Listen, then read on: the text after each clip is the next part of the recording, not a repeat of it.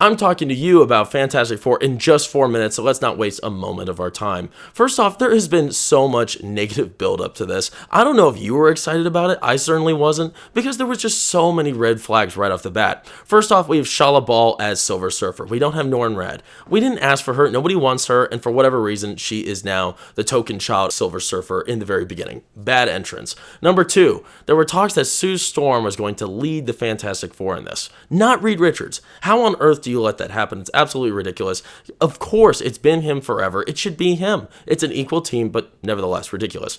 Number 3, there were rumors going around that there was barely any hero action in this, that it was mostly a sci-fi, and there's nothing wrong with that, but I mean, these are 4 superheroes, especially the Thing, that you want to see do some crazy stuff. And then number 4, Reed Richards, he just seems limp the whole time. You know, you watch those trailers, and he has no energy, he has no gravitas, that he wasn't going to own the situation.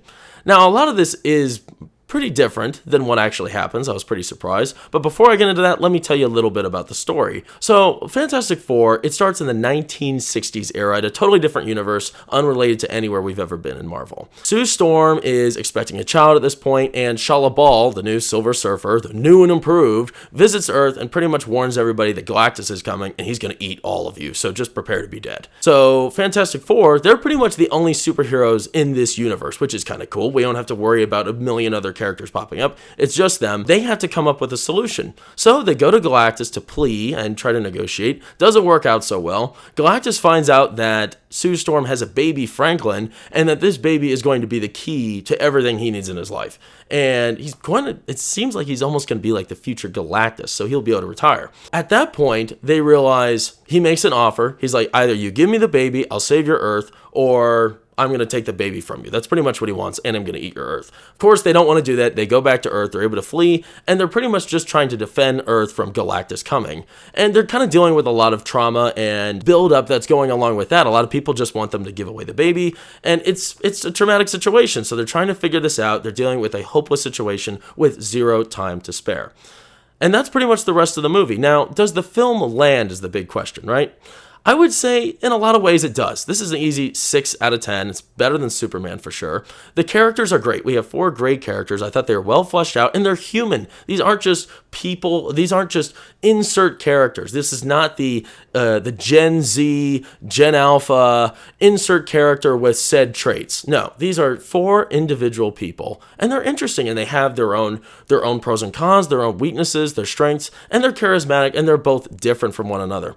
Another thing is they're not trying to be funny. This is not stupid Marvel humor where they are just shoving idiot jokes down your throat the whole time.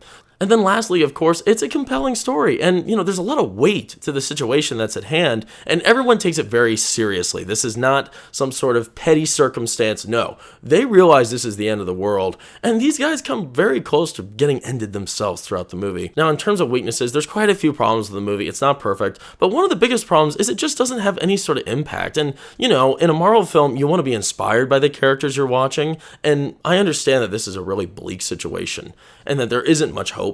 But that seems like it's just the theme of the whole movie.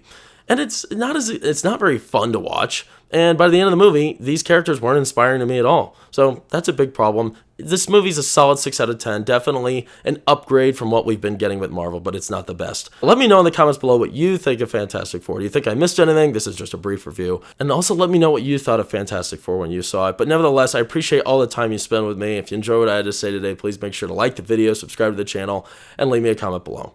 I appreciate you guys. I'll see you later.